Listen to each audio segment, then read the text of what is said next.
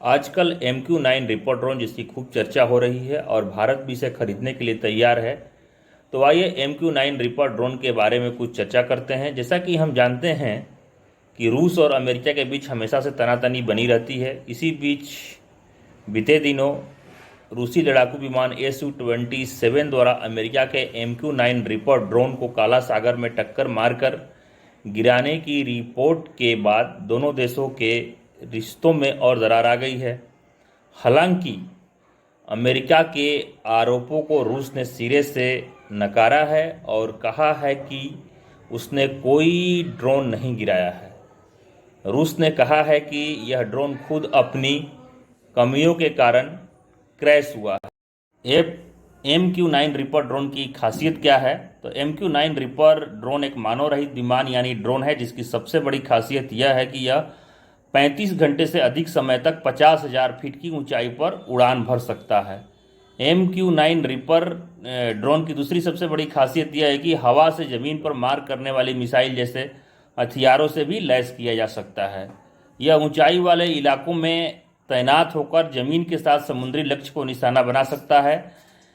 इसी ड्रोन की मदद से अमेरिका ने काबुल में छिपे अलकायदा आतंकी अयमान अल जवाहिरी को ढेर किया था।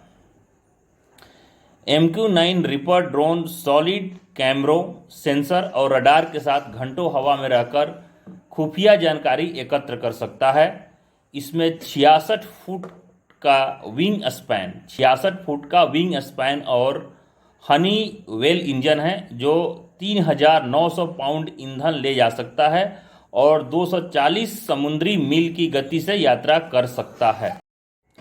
ड्रोन के क्या फ़ायदे हैं? अमेरिकी ड्रोन MQ-9 रिपर मानवयुक्त विमानों से कम खर्चीले होते हैं और ऑपरेटरों को इसे चलाना भी सुरक्षित होता है क्योंकि इसमें पायलट की आवश्यकता नहीं है।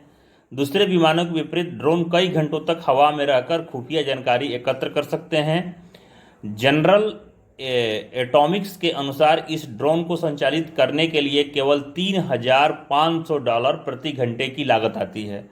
वहीं दूसरे विमानों की लागत $8,000 प्रति घंटे की आती है। अब सवाल है किसके पास है और ये इसकी कीमत कितनी है। बता दें कि MQ-9 रिपर का निर्माण अमेरिकी कंपनी जनरल एटॉमिक्स द्वारा किया गया है। इसे NASA, US department of homeland security, UK royal air force, Italian air force, French air force और स्पेनिश एयरफोर्स द्वारा भी खरीदा गया है। इस ड्रोन की कीमत 453 करोड़ 73 लाख से ज़्यादा है। भारतीय सेना के लिए ड्रोन इसलिए भी खास है क्योंकि यह ऊंचाई वाले इलाकों में तैनात किया जा सकता है। इससे सेना LAC पर अपनी चौकसी बढ़ा सकती है। लद्दाख और अन्य क्षेत्रों में इसकी तैनाती की जा सकती है और तीनों सेनाओं में इसका उपयोग किया जा सकता है और तीनों सेनाओं को इसको सौंपा जा सकता है।